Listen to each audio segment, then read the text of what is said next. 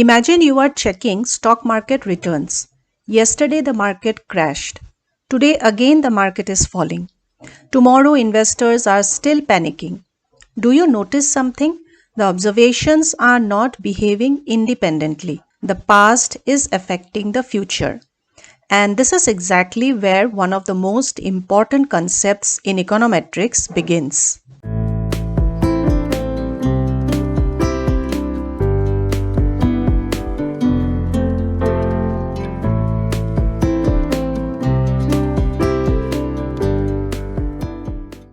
In classical regression, we assume errors are independent. But in financial and economic data, this assumption often breaks. In this video, we will understand what autocorrelation really means, why it happens, why time series data suffers from it, and why economists and financial analysts care so much about it. Let us first understand the word itself. Auto means self. Correlation means relationship. So, autocorrelation simply means a variable is correlated with its own past values. Suppose today's stock return depends on yesterday's return. Then we say returns are autocorrelated. Suppose inflation this month is related to inflation last month. Again, autocorrelation exists. Suppose rainfall today influences rainfall tomorrow. That is also autocorrelation. In econometrics, we usually talk about autocorrelation in the error terms. That means if one error is positive today, future errors may also remain positive.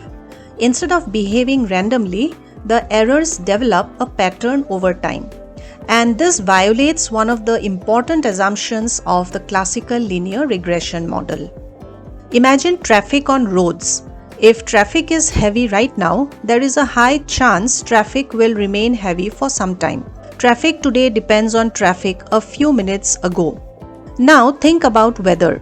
If today is extremely cold, tomorrow is likely to remain cold. Temperatures do not jump randomly every day. Financial markets also behave similarly. During a market panic, investors continue selling for several days.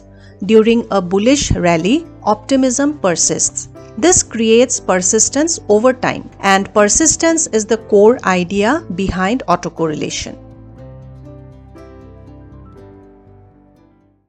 Autocorrelation can be positive or negative.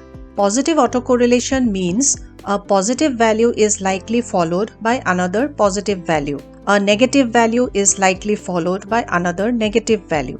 The pattern continues in the same direction.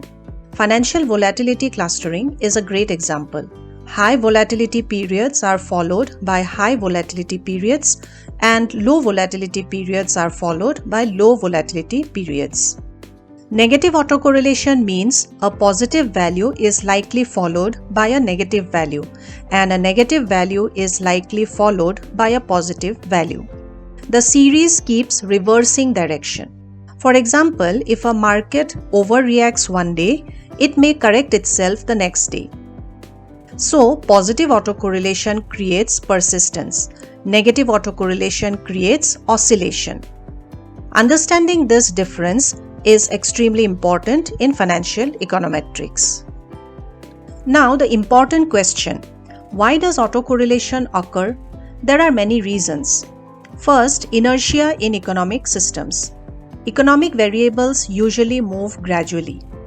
GDP, inflation, unemployment, interest rates, none of them change instantly. Second, omitted variables. Suppose an important variable affecting the model is missing. Its effect may continue across time, creating correlated errors. Third, incorrect model specification. If the functional form is wrong, patterns remain inside residuals. Fourth, data smoothing and averaging. Macroeconomics data is often averaged over months or quarters. This naturally creates dependence. And finally, financial markets themselves have memory. Investor sentiment, herding behavior, market momentum all create dependence across time. This is why autocorrelation is extremely common in time series analysis. You may ask, if autocorrelation exists, why should we care? Because it affects statistical reliability. Even if OLS coefficients remain unbiased in some situations, our standard errors become unreliable.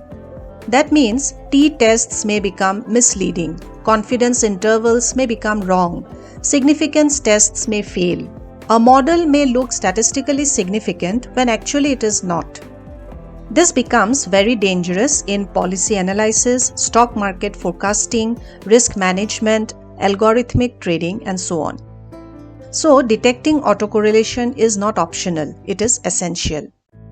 In this video, we understood what autocorrelation means, why it happens, positive versus negative autocorrelation, and why it matters in econometrics and finance.